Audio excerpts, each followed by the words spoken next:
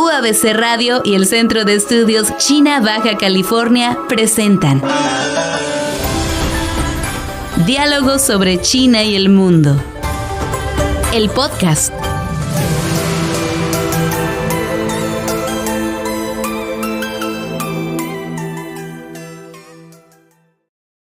Bienvenidos, bienvenidas a un episodio más de Diálogos sobre China y el mundo. En esta ocasión vamos a conversar con el doctor Carlos Moreira, doctor en Ciencia Política, pero antes saludar al compañero de conversaciones, Jorge Galván. ¿Cómo estás? Muy bien, Andrei. Un saludo a todos los que nos escuchan, al buen Omar que está ahí detrás de cabina, y en especial a un querido amigo y exprofesor mío, al que le tengo mucho aprecio y estima. Carlos, bienvenido aquí a la cabina de la estación del campus. Vamos a charlar y aprovechar tu conocimiento y tu experiencia, ¿no? Sí, muchísimas gracias, doctor Carlos. ¿Cómo está? ¿Cómo se encuentra? Muy bien, muchas gracias y bueno, agradezco la invitación. Con mucho gusto. Bien, vamos a charlar. En sí, el tema que queremos conversar contigo, Carlos, es relacionado a la situación actual de Argentina, pero vamos a tratar de, como dicen por ahí, romper el hielo, ¿no? Con algunos puntos ahí importantes sobre tu trayectoria. ¿Por qué decidiste irte por la ciencia política? Bueno, a ver, a mí la política siempre me interesó desde la niñez. Yo viví la niñez en los años 60 y era muy difícil no estar interesado en la política. Así que ya en la escuela primaria redactaba escritos. La guerra de Vietnam fue uno de los temas que más me preocupó en esa época. Incluso llamaron a mi padre, la directora de la escuela, y dice, ¿cómo puede ser que un niño ya esté preocupado por la guerra de Vietnam? Pero bueno, así era. Así que siempre estuve preocupado por la política. Cuando ya tuve que elegir carrera, tipo la adolescencia, 16 años, 17, ya pensaba qué carrera estudiar, hice unas consultas y en esa época todavía no existía la ciencia política como disciplina. La ciencia política es una de las disciplinas más jóvenes de las ciencias sociales. Así que fui por la sociología. Me dijeron, lo tuyo es la sociología. Y entonces esa fue en realidad la carrera en la que hice la licenciatura. En ese momento había dictadura en Uruguay, no existía la carrera de sociología. Estudié sociología con un profesor que venía con una maestría. Eso ya en la secundaria, en la prepa. Es decir, desde muy, muy joven estuve ligado a los estudios de las ciencias sociales. Pero después, bueno, finalmente me trasladé a Buenos Aires y hice la licenciatura de Sociología en Buenos Aires, en la Universidad de Buenos Aires. Ya al momento de la maestría vine a México, hice maestría en Sociología también, siempre desde, digamos, inclinado hacia las cuestiones políticas. El área que se llamaba Sociología Política, que es un poco la confluencia entre la sociología y la ciencia política. Y ya después, cuando en el momento de elegir doctorado, otra vez en México, en la Ciudad de México, ya la ciencia política ya tenía un desarrollo, así que pude hacer el doctorado en ciencia política. Siempre he estado entonces vinculado a la política desde la sociología o desde la ciencia política ya más plenamente en los años del doctorado. Así que esa es un poco la trayectoria, ¿no? ¿Y qué aspectos le han gustado más de su carrera profesional? Creo, sin duda, la docencia. La docencia es la que me ha dado es donde he encontrado las mayores motivaciones en lo académico y la que me ha dado grandes satisfacciones como amigos como Jorge. Gracias. Uno de los mejores amigos que tengo. Entonces la docencia. Obviamente la investigación también y mucho menos en un lugar muy, muy pequeño de mi trayectoria destacaría la gestión, que sí la he hecho. He tenido que hacer gestión, pero no es lo que me ha apasionado. Así que la docencia y la investigación. ¿Cuántos años llevas de docente? Aproximadamente unos 35 años. 35. Recuerdo que cuando empecé a estudiar estas, digamos, primeras experiencias ahí a los 18 años, bueno, obviamente uno tiene que trabajar de otras cosas en ese momento, entonces, pero el hecho de ir a la facultad ya como estudiante, eso era lo que más recuerdo todavía esa primera mañana en que fui con los cuadernos debajo del brazo a la facultad, que se habían abierto unos cursos de sociología allí tímidamente, y dije, esto es lo mío. o sea, la academia. Después ya cuando fui profesor reafirmé mucho más que ese era el camino, ¿no? Muy bien, una vocación muy clara entonces desde pequeño podríamos decir, ¿verdad? Que Sí. la identificó y que bueno, quizás las circunstancias en Uruguay no eran las adecuadas para que usted estudiara ciencia política en la licenciatura, pero supo sobrellevarlo, ¿verdad? Exactamente, hay que ir buscándole el camino, Sí. incluso a pesar de que, como digo, la sociología fue un poco la disciplina que me recomendaban los amigos un poco mayores que yo consulté. Como no había sociología, probé otras carreras. Probé Derecho, incluso preparamos una materia con un amigo que finalmente él también después es sociólogo. Pero bueno, probamos Derecho, probamos Historia también con él, inscribirnos en Historia, hacer la carrera de Historia tampoco. Filosofía, creo que no llegué a la primera semana. Y la cuarta carrera fue Antropología, que también unas clases de antropología, entonces dije, no, me tengo que mudar de país donde pueda estudiar sociología y dedicarme plenamente a las cuestiones más de sociología política, que era lo que me interesaba, ¿no? Si tendrías que resaltar esos autores que fueron clave en tu formación como sociólogo y politólogo, ¿cuáles serían así brevemente? Autores que tú digas, estos personajes con sus obras marcaron una parte importante de mi formación. Bueno, yo creo que básicamente, dos por elegir a dos de diferentes épocas, ¿no? Uno, Marx, es uno de los padres de la teoría sociológica, es decir, que cualquier sociólogo o cualquier persona que pasa por una carrera de sociología tiene que casi que comenzar por Marx. Es uno de los 4 padres de la sociología. Marx siempre me pareció un pensador brillante, realmente brillante, sistemático, serio. Entonces, toda la lectura de la obra de Marx creo que me ha marcado mucho, incluso metodológicamente, ¿no? Por ejemplo, desde el punto de vista político, si bien Marx, y yo hice un poco mi tesis de licenciatura tratando de demostrar que Marx no tuvo una teoría del Estado, no fue una de sus preocupaciones ni el Estado ni la política.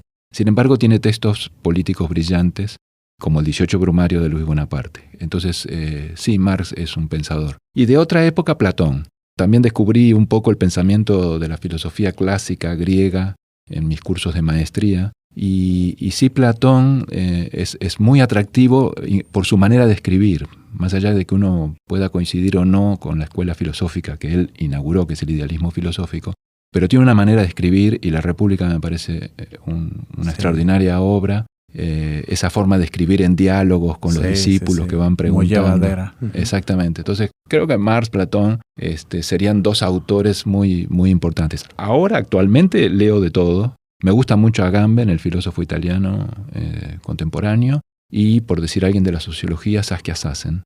Es una socióloga que también con obras muy interesantes, ¿no? Recuerdo aquel libro que trabajaste con Dante, el de 3 escritos sobre Marx. Exactamente, hicimos un libro con este amigo también, Dante Avaro, en el cual, dado que yo tenía una tesis sobre el pensamiento de Marx, especialmente su época juvenil, esto que acabo de nombrar, y él también pudo rescatar trabajos que tenía de su tesis de doctorado en la UNAM, entonces los retrabajamos y ahí salió un libro sobre Marx, ¿no?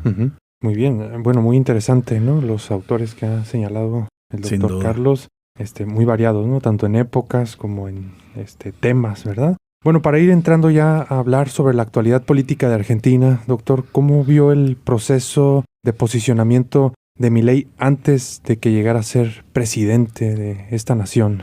Bueno, yo creo que lo primero es que es un fenómeno que fue sorpresivo y nuevo. Yo voy a dar con esto un ejemplo. Cuando en el 1 de enero de 2019 asumió Bolsonaro en Brasil, muchos, entre los que me incluyo y con muchos amigos, decíamos que no iba a pasar o no iba a haber un fenómeno igual en Argentina. Y eso ya estábamos en el 2019. Y 4 años después, 2023, ya Milei es elegido presidente. Es decir, fue un fenómeno realmente sorpresivo, incluso en el momento ya del 2023, porque en las elecciones de las PASO, las elecciones internas que fueron en agosto del 2023, Milei sacó el 30%, cuando era un candidato que venía en las encuestas obteniendo un apoyo de entre el 18 y el 20%. Eso ya fue una sorpresa. Ahí, si la memoria no me falla, Alberto Fernández estuvo por encima, ¿no? ¿En las PASO? En las PASO estuvieron como en tercios.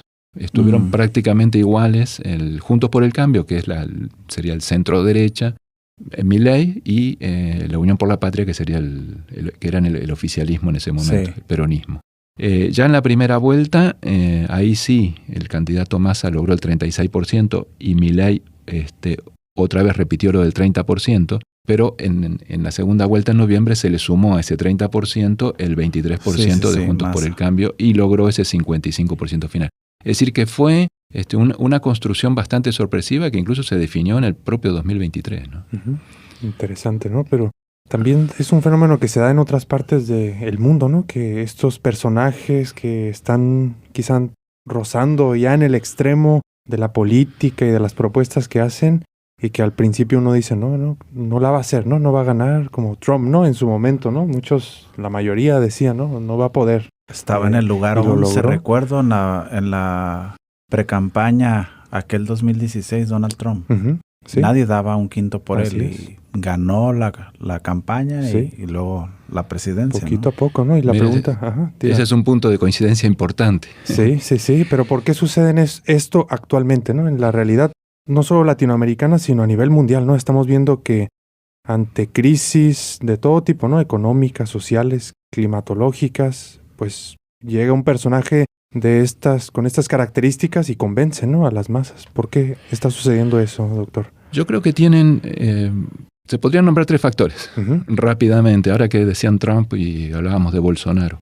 Uno es que tienen un discurso donde identifican un enemigo, que es sería lo que Milei llama la casta, es decir, la clase política tradicional, Sí. y encuentran eco. Uh-huh. Se convierten en referentes en esas sociedades de importantes sectores que les llega ese mensaje, ¿no? Que hay una casta, que hay una clase política tradicional que ha venido gobernando y que los ha dejado o los ha ignorado. Siempre he creído que juegan a la política sin querer ser políticos, cuando es Uh-huh. totalmente contradictorio, ¿no? Uh-huh. Exactamente. Y se ve en el caso del gobierno argentino, que justamente parte de la clase política tradicional está en el gobierno ocupando cargos. Otro punto es, y se ve también muy claramente en Argentina, pero se ve con Trump y también con Bolsonaro, es que hay un sector importante de la población que son los perdedores del funcionamiento del sistema capitalista globalizado. Es decir, en Argentina coincide el ascenso de Milei, como coincidió también Menem en su momento, en Argentina hay niveles de pobreza que siempre están en torno del 40%. Cuando esos niveles de pobreza se disparan y comienzan a llegar al 50%, 47, 48, 49%, es decir, que ese sector perdedor aumenta, ahí es que se han producido esos fenómenos. Uh-huh. Es decir, son los perdedores que están desempleados, están muy relacionados con el trabajo informal, es decir, gente que vive en la informalidad por fuera del sistema. Sí. Entonces, estos personajes se convierten, es claramente también con Trump lo que ha pasado, Uh-huh. ¿no? Sí. Se convierten en referentes políticos de ese sector. Uh-huh. Y el tercer punto que me gustaría resaltar es que Uh-huh. influyen mucho, son construcciones que se dan desde los medios de comunicación. Mucho. Cuando digo medios de comunicación también hay que entender lo de las redes. Trump, que es quizás el primer fenómeno que tuvimos, pero también Bolsonaro y también Milei, Uh-huh. responden mucho a unas construcciones que se hacen desde medios de comunicación hegemónicos y con el uso de las redes sociales digitales, ¿no? Que a veces pienso que en el caso de Milei es un fenómeno claramente post-pandémico. Es decir, la pandemia acentuó mucho el uso de las redes, el individualismo, etcétera, y creo que ahí es donde se articula justamente un personaje como Milei, que viene a usar las redes, etcétera. ¿Cómo decirlo? Es lo que dicen y también cómo lo dicen y con qué medios lo dicen, ¿no? Sí. Esa es la manera que tienen de llegar, conectarse con esos sectores sociales, ¿no? Que pareciera hasta contradictorio, ¿no? Porque hablamos que la base del capital político de estos personajes normalmente son los menos privilegiados, los que más han castigado estas políticas y modelos, sobre todo neoliberales. Pero justo los ves actuar y van a favor del corporativismo y de ese tipo de corrientes, ¿no? Entonces ahorita se observa cómo incluso los niveles de pobreza han aumentado considerablemente en Argentina y las desigualdades están ahí a flor de piel, ¿no? Exactamente. Hoy escuchaba una encuesta de esta semana que quizás eso los haga perder cierto apoyo. Finalmente, en esos sectores populares que lo apoyaron hace 6-7 meses, pero justamente cuando ven que en realidad las políticas están acentuando ese carácter de perdedores que tienen respecto al sistema, quizás ahí comiencen a perder apoyos. Entonces, ahora la base, es lo que dicen algunos encuestadores, la base social de apoyo está pasando desde los jóvenes de sectores populares a gente más mayor. Es decir, que se va conformando una base social de apoyo más conservadora, que es lo que respondería justamente a las propuestas políticas que tienen, ¿no? Exacto. Tú ahorita, ¿cómo percibes así de manera resumida? Digo, es una pregunta bastante compleja y amplia, pero ¿cómo percibirías tú la situación actual de Argentina? Tú que vives en Argentina, bueno, cabe señalar que Carlos es nacido en Uruguay, pero vives en Argentina. Así, para una persona que no está familiarizada, ¿qué le dirías ahorita de la situación en general del país? Bueno, por un lado, estamos ahora, la Argentina está sometida a una política de ajuste radical, que es lo que el gobierno está mostrando como éxitos. Es decir, hay un superávit fiscal producto de ese ajuste sobre muchísimos sectores de actuación del Estado. Por ejemplo, se ha suspendido toda la obra pública, las universidades públicas tienen el mismo presupuesto que tuvieron durante el 2023, pero ya estamos en el 2024 y en estos primeros meses hubo más de un 100% de inflación, pero tienen que funcionar con eso, están en condiciones muy difíciles de funcionamiento. La ciencia, la tecnología, la cultura, es decir, ha caído el consumo, han cerrado empresas, ha aumentado el desempleo, que cerró el 2003 con un 6.3, 6.4, ya está en 7.5 en el primer trimestre del 2024, obviamente.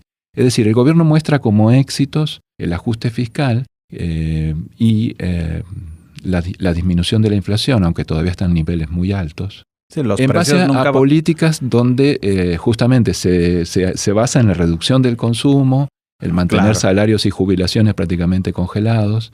Entonces, realmente la situación económica de este año creo que lo grafica claramente los pronósticos de CEPAL. CEPAL al comienzo del año hacía pronósticos de una caída del PBI en Argentina de algo del 2% y ya lo corrigió al 3.1%. Es decir, es un año de recesión económica claramente en Argentina, ¿no? Sí, los precios siempre van a caer cuando la gente no tiene para comprar. Exactamente, eso es lo que ha pasado. Eso es, y hacerte de eso como un éxito económico, digo, es algo bastante negativo. Sí, ¿no? hay sectores igual que les está yendo bien, que es el sector financiero, el sector de la energía, petróleo y gas, y el sector agropecuario. Es decir, Argentina se está consolidando como un país de una economía extractivista, del sector basado en el sector primario y donde el gran perdedor en este momento es la industria. ¿Y cree que el tiempo que le queda a Milei vaya a ser suficiente para que arregle estas difíciles condiciones económicas en las que se encuentra el país? ¿Cómo lo ven? Yo no veo un plan más allá del ajuste, que es lo que es la bandera, digamos, del gobierno. No veo un plan de desarrollo.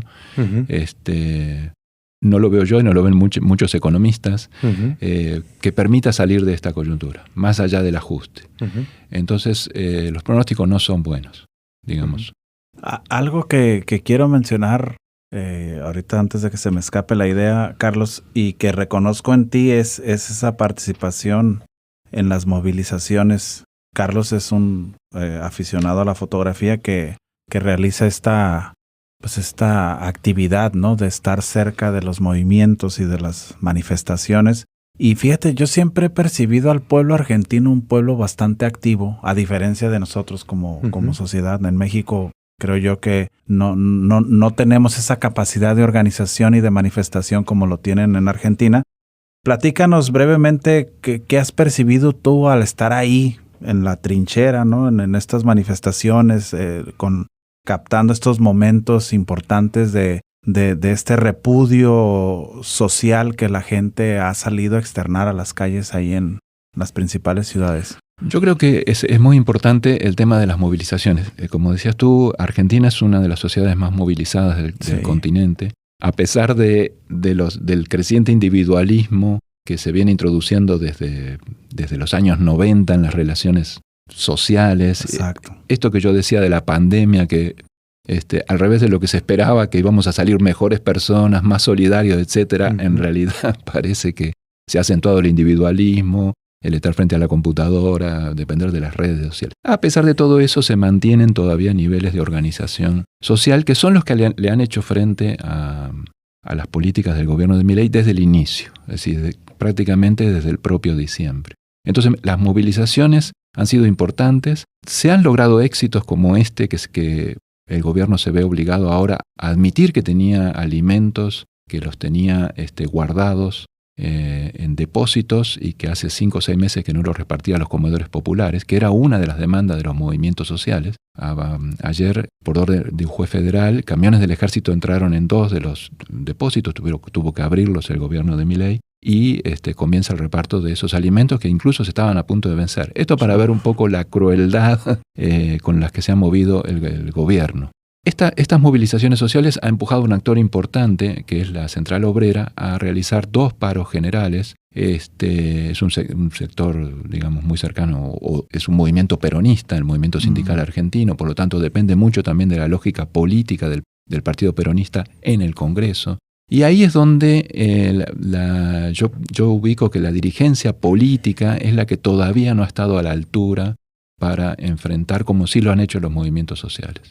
Es decir, yo reconozco que dentro de los dirigentes de los movimientos sociales, muchos son mujeres que están al frente de comedores populares tratando de dar comida que no les llegaba, y ver cómo solucionan el problema alimenticio de vastos sectores de la población. Yo creo que ahí hay gente muy valiosa y que la dirigencia política justamente no ha estado todavía a la altura de eso. Para dar solo ejemplo, Sergio Massa logró más del 40% de los votos en las elecciones de noviembre, 44-45%, perdió por 11 puntos con Milei. Sin embargo, no se lo ha visto a Massa para nada en el enfrentamiento siendo que él fue el principal candidato de oposición. Creo que ¿dónde está Massa? Creo que está trabajando en un fondo buitre de Estados Unidos. Es decir, eso es un ejemplo de cómo la dirigencia política de la oposición no ha estado todavía a la altura de las circunstancias, ¿no?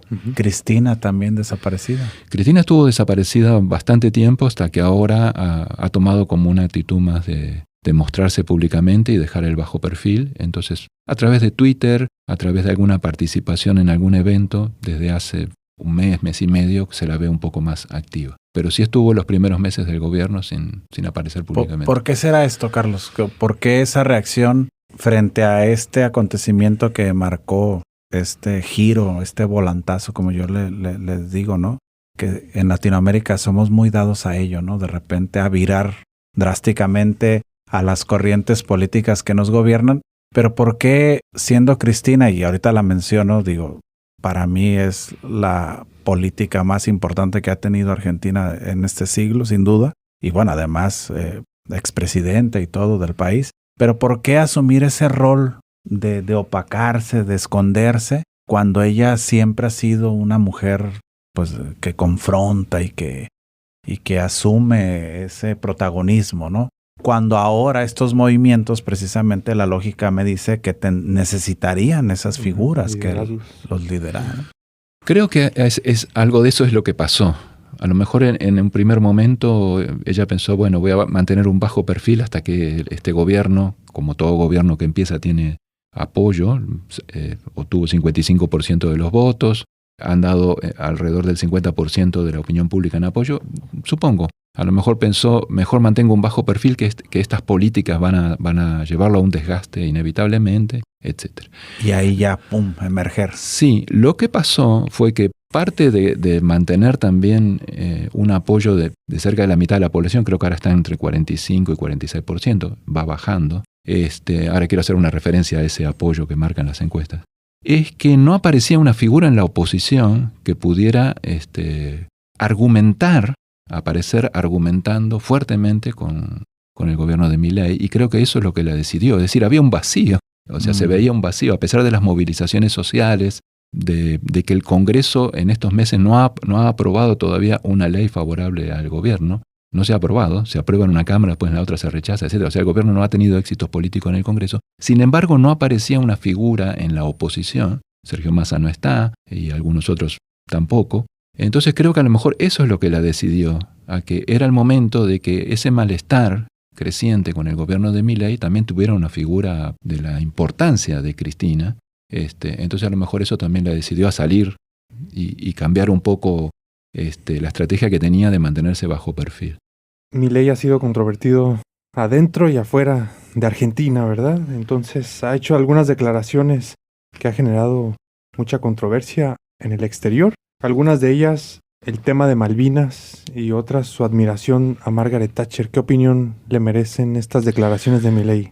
Sí, creo que se ha convertido en una especie de hazmerreír del mundo.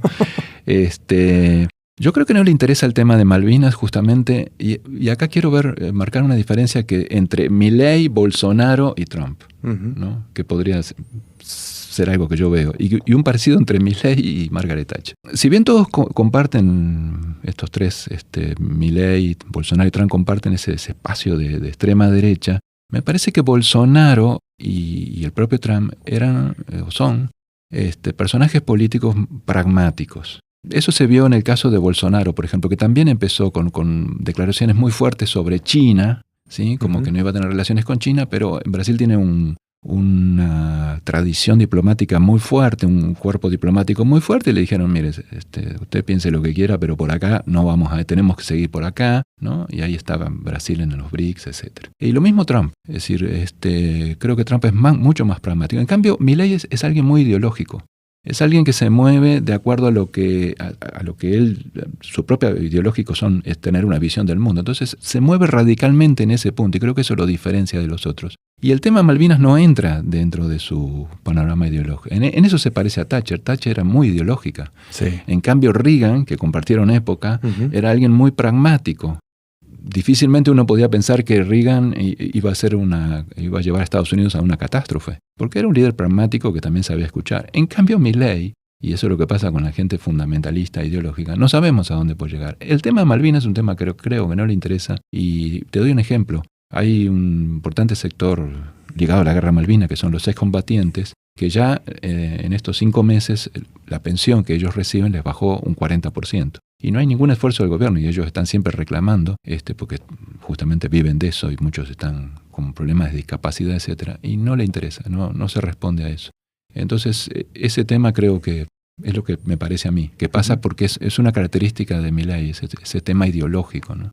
Querías hacer mención hace un momento sobre la popularidad y los niveles de aceptación de Milei, ¿no? No, bueno, decir que si bien se dice que son altos, es decir, que un 45, un 46, un 47%, sin embargo, cuando uno compara los primeros, en el mismo periodo, ¿no? Los primeros 5 meses o 6 meses de los gobiernos de Cristina, Macri y Alberto Fernández, esos tres tenían niveles muy superiores de aceptación en la opinión pública. Es decir, que en realidad Milei, a pesar de haber tenido el 55% de los votos, ya tiene un 10% menos, y tiene mucho menos que los 3 gobiernos anteriores. Es decir, que quiero relativizar eso de que se habla de que hay todavía un apoyo muy importante. Sí, pero es muy inferior a los últimos gobiernos. ¿Cuál crees que sea tú ahorita o cómo se encuentra la relación de Argentina con China en toda esta controversia de declaraciones en primera instancia estuvo el despreciar la membresía a los BRICS, ¿verdad? Que se veía venir. Era algo que, si bien Alberto Fernández había pugnado mucho y Lula da Silva por ahí lideraba la invitación, al final, pues cuando uno observaba las tendencias del electorado, decías tú, en cuanto este señor llegue, no va a haber nada. Y después está esta controversia del famoso swap, ¿no? De los préstamos que se habían negociado ya con China, que el gobierno de Argentina estaba dispuesto incluso a recibirlos en yuanes, pero llega Milei y parece ser que empieza con este discurso a despotricar y a ofender, ¿no? a China como tal. ¿Cómo la ves tú, la relación ahorita entre Argentina y China en este apartado? Yo creo que la decisión de los BRICS fue un error histórico, salir de los BRICS. Pero bueno, eso ya está. Creo que para entender la relación con China, por un lado hay que entender esto que decía yo de Milei y este costado muy ideológico que tiene, incluso respecto a las relaciones internacionales. Lo tiene hacia adentro, en la economía, en la política y también en las relaciones internacionales. Dijo que no iba a negociar con países comunistas, etc. Pero también está su relación con Estados Unidos. Es decir, tomó la decisión de hacer una alianza, de alinearse completamente con Estados Unidos, y creo que eso también está influyendo en la relación, va a influir en la relación que tiene con China. Porque yo creo que China es un país. Primero hay que decir que las relaciones entre Argentina y China son relaciones que en los últimos 20 años se han profundizado mucho. O sea, no es un tema menor este. No. Además, China es el segundo socio comercial de Argentina, después de Brasil. Sí. Justamente con los dos socios comerciales es con los que ha tenido estos entredichos y estas discusiones. Y la prueba está del préstamo que le hizo China al gobierno de Alberto Fernández en yuanes, y que ahora este préstamo de 5.000 o 6.000 millones de dólares, que corresponde a 5.000 o 6.000 millones de dólares, creo que tiene un vencimiento, creo que en junio, sí, a fin de junio. ¿Sí? Entonces China, lo que quería decir, China es un país que se ha movido muy pragmáticamente en sus relaciones con América Latina, por ejemplo. Obviamente tiene intereses en Argentina, porque Argentina, Bolivia y Chile tienen algo muy importante que es el litio, y es una cosa que mueve tanto a China como a Estados Unidos. Por eso digo que las relaciones con China también tienen que ver con la alianza que se ha conformado ahora tan fuertemente entre Argentina y Estados Unidos. Pero China no va a hacer nada, creo, para que esas relaciones, digamos, no evolucionen como venían evolucionando. Creo que la tradicional y famosa paciencia china está en juego, a pesar de lo que diga Milei, y Milei ha dicho cosas terribles. Pero hay algún punto que se considera una línea roja por parte de China, que es el tema de Taiwán. Y el gobierno de Milei no solo ha hecho declaraciones muy altisonantes respecto a los chinos, sino que una delegación fue a Taiwán. ¿Sí? Y ese es un punto, creo que es una línea que va a ser muy difícil que China lo pueda aceptar. Sí. Entonces, ese es un punto que habrá que evaluar cómo siguen estas relaciones, pero ya te digo, depende de lo que vaya haciendo Argentina respecto a Taiwán, por ejemplo, y respecto a su papel que ha decidido jugar como prácticamente títere o marioneta de Estados Unidos. A lo Nancy Pelosi, ¿no? Esta delegación del gobierno argentino. Fíjate, ahorita que estabas mencionando eso, Carlos. Además, el tema de Taiwán, hasta Naciones Unidas reconoce China una sola. Sí. Y Estados Unidos también reconoce. Es decir, acá hay un punto importante que es parte también de la personalidad de Milei, que es sobreactuar, porque en realidad nadie le estaba pidiendo nada. Nadie le estaba pidiendo que sobreactuara una ruptura con China o una mala relación con China, porque Estados Unidos mantiene relaciones con China, reconoce China una sola. Hay relaciones comerciales muy fluidas a pesar de todos los cortocircuitos que puede haber. En cambio, hay una sobreactuación en el alineamiento con Estados Unidos que realmente es parte de su personalidad, ¿no? Así es. Fíjate, ahorita que estabas mencionando eso, me vino a la mente, hay unos profesores argentinos que hablan sobre geopolítica y me gusta escucharlos. Y ellos citaban que el gobierno de Argentina, durante el periodo de la Segunda Guerra Mundial, comete el error de decantarse por Inglaterra, a diferencia de lo que Brasil hace de decantarse por Estados Unidos. Ahorita tú mencionabas la escuela diplomática brasileña, que tal vez sea es la más importante de toda Latinoamérica. Y ellos decían, estos profesores argentinos decían cómo eso marcó mucha de la ruta, ¿no? de Argentina y de Brasil. Sí, o sea, Brasil anticipándose que Estados Unidos iba a ganar la guerra, ¿sí? Deciden alinearse allá un poco, ¿no? Ya después cambian, ¿verdad? Y tienen estos gobiernos ya, incluso dictadura y demás. Pero Argentina no. Entonces me viene a la mente ahorita que tal vez eso vuelva a ocurrir, ¿no? Ahorita creo yo que es un error, lo hemos mencionado aquí, André, en reiteradas ocasiones, es un error de los países deshacerte de las dos superpotencias, ¿no? O sea, sí, totalmente. Y lo hemos platicado mucho en el contexto mexicano, ¿no? De cómo esta ambigüedad de repente de México hacia China, pues hace que la relación no pueda progresar más. Pero creo yo que tal vez Argentina pudiera estar cometiendo un segundo error similar en decir, no nos interesa China, nos decantamos con Estados Unidos cuando la dinámica del mundo viene tal vez en otro sentido, ¿no? Exactamente, ahí has marcado 2 puntos importantes. Uno, carecer de una política internacional de largo plazo, como si tiene Itamaraty, Brasil, Sí. que le puede decir a un presidente, no, mira, por acá no va porque nosotros tenemos esto. Y lo otro, justamente, no había ninguna necesidad de ponerse de un lado, porque uno tiene que tener relaciones con ambos. Eso es muy importante. Claro. Además, porque China no solo le puede aportar, no solo es un comprador, compra el 90% de la soja argentina, compra gran parte de la producción de ganado argentina. No solo es un comprador, sino que el mercado chino está sufriendo cambios muy importantes. Hay una creciente clase media y una creciente clase alta también en China, que está elevando el nivel de consumo, y por lo tanto China es un mercado de millones de habitantes también para la producción latinoamericana. O sea, no solo te compran, sino que uno también necesitan que uno pueda vender. Entonces, en realidad es un error, va a ser un retroceso, como esto que decías tú, esa decisión en la Segunda Guerra. Esto también va a ser un retroceso para Argentina, y además, como decíamos, totalmente innecesario.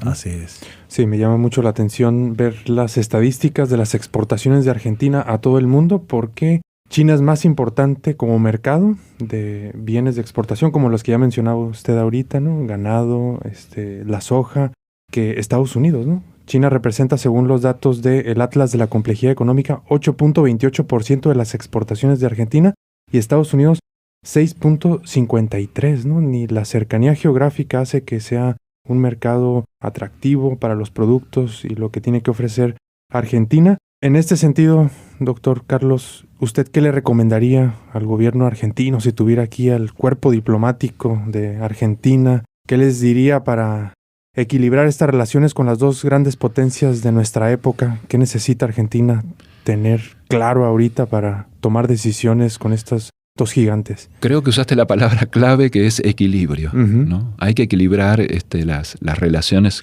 con las dos potencias. Sabemos poco de China. China aparece mucho como un cuco, no sé cuál sería la palabra mexicana, un coco. Como un fantasma. Como alguien que asusta. Exactamente, como el que asusta. Es necesario profundizar mucho, y esto es un papel que tienen las universidades, y esa es la tarea que creo que están haciendo ustedes, así que felicitaciones por eso, que es aumentar el conocimiento sobre China. En América Latina y en Argentina en particular se sabe poco. Es más clichés los que hay. Entonces, cuidar el equilibrio. Escuchaba a un diplomático que estuvo destinado en China decir que mientras en China hay, creo que dijo, 4 consulados argentinos, en Estados Unidos, con las relaciones comerciales son menores que con China, hay 7 u 8. Es decir, incluso hay un desbalance en las representaciones. También dijo, se participa en 30 a 35 ferias en Estados Unidos y apenas en 3 o 4 en todo Asia. Es decir, hay todo un desbalance en las relaciones concretas, en el conocimiento que tenemos sobre China y en las relaciones concretas, que creo que es una de las cosas que hay que rápidamente corregir, ¿no? Y llegar a ese equilibrio que tú dices. Claro. Sí, hay esfuerzos muy interesantes en Argentina con centros de estudio sobre China, ¿no? Pero entiendo que, dada la época en la que estamos, los esfuerzos serán insuficientes, ¿no? Que como que ya nos ganó un poquito el tiempo. Por ahí hay un par de centros de estudio sobre China, pero entiendo que ya se necesita acelerar todo este proceso. De Andrei, así es que lo conoce a la perfección. Sí, muy bien. Estudiamos por ahí los centros que había dedicados al estudio y a la investigación sobre China en América Latina, y en Argentina sorprendentemente hay 2 dedicados desde hace ya bastantes años a generar conocimiento sobre China, pero bueno, eso luego tiene que hacer eco en tomadores de decisiones, empresarios, ¿verdad? Para aprovechar ese gran mercado que representa China para Argentina, para todos los países de América Latina, ¿no? Entonces sí, es algo que se tiene que acelerar, como usted dice, ¿verdad? Exactamente, incluso por el intercambio tecnológico que puede haber. Tanto China puede aportar tecnología, como también Argentina y otros países de América Latina que tienen tecnología que en China se necesita y les cuesta desarrollar. Es decir, hay que explorar todas esas vías, ¿no? Sí, sin duda. Bien, pues acercándonos a la recta final, Carlos, vamos a salirnos ya del tema de de la situación de Argentina. Y esta pregunta que traemos aquí, este punto, me gustaría mucho escuchar tu respuesta, ¿no? Si pudieras cenar, comer con una figura histórica, ¿con quién sería y de qué charlarías con ese personaje? Siempre me llama mucho la atención escuchar la respuesta sobre eso. Sí. Es una pregunta muy buena. ¿Vivo o muerto? Y difícil. Sí, claro. Vivo o muerto. Que usted quiera. Creo que tengo de los dos, así que, a ver, nunca fui vieron que los adolescentes ponen muchos pósters en los cuartos. No, yo nunca fui muy austero en eso, así, muy selectivo. Entonces, pero siempre tuve gran admiración por un héroe nacional en Uruguay, que fue José Gervasio Artigas, que es uno de los padres de la patria latinoamericana. Porque además de luchar contra el dominio español, y tenía ideas sobre cómo organizar políticamente esos países que podían surgir del dominio español, y también tenía ideas sociales. Es decir, planteó una reforma agraria. Estamos hablando del siglo XIX, 1814, 1815. Es decir que siempre me sorprendió eso. Era alguien que sí tenía una carrera militar, como lo tuvieron San Martín, Bolívar y otros, pero era alguien que tenía muchas ideas de cómo organizar políticamente y socialmente, y planteó una reforma agraria, la comenzó a implementar, y bueno, eso fue fatal, porque, bueno, tanto desde el dominio español como también de los sectores oligárquicos de nuestros países que se iban formando, fue muy atacado. O sea que cenaría con Artigas, me gustaría preguntarle muchísimas cosas.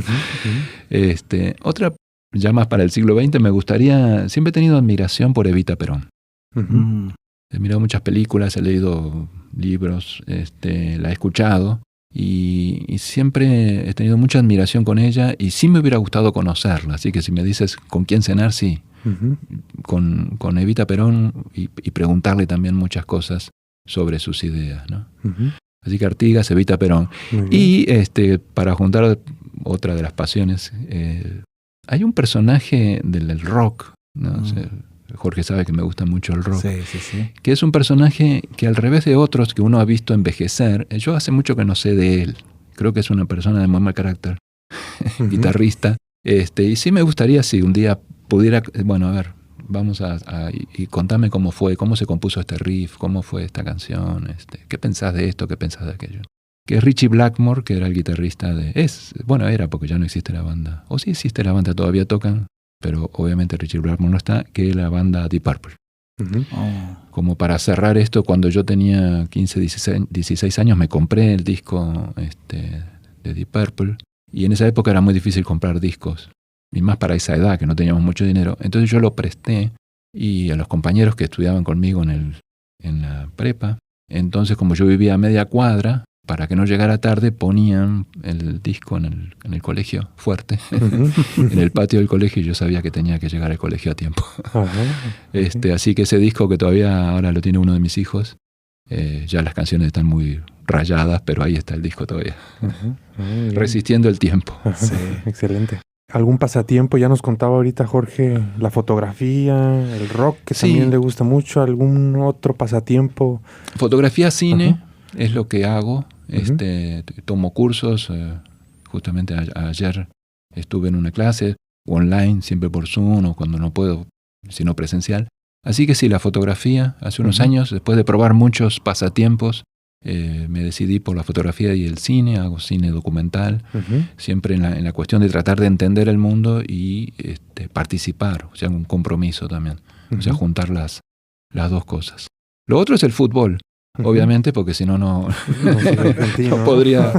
No estaría completo tu personalidad. Pero no, soy como de una generación todavía que no miro tanto la Champions, no sé mucho del fútbol europeo, ¿no? Sino que estoy más que nada metido en la vida de Boca Juniors y seguir qué es lo que pasa ahí, ¿no? Pero sí el fútbol también, claro. Pues sin lugar a dudas fue una charla bastante enriquecedora, Carlos. Sí.